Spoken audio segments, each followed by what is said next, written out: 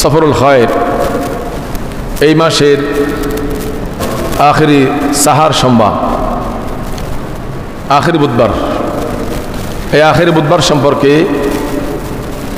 Islamic স্কলারগণ বিভিন্ন অভিমত ব্যক্ত করেছেন। রাসূল করিম সাল্লাল্লাহু আলাইহি ওয়াসাল্লাম সফর মাসের আখেরি বুধবারে একটু রোগ থেকে আরোগ্য বোধ করেছিল, আরাম বোধ করেছিল।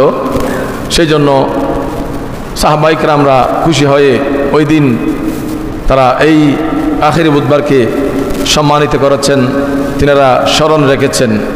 সেই জন্য উম্মতে মুসলিমা কিয়ামত পর্যন্ত এই আখেরি বুধবারকে সম্মান করে আমরাও আখেরি বুধবারে বিভিন্ন দোয়া পড়া নিয়ে আলেমদের পক্ষ থেকে, হুজুরদের পক্ষ থেকে, মসজিদের ইমাম মুয়াজ্জিনের পক্ষ থেকে আমরাও সেই দিন একটু গোসল করি।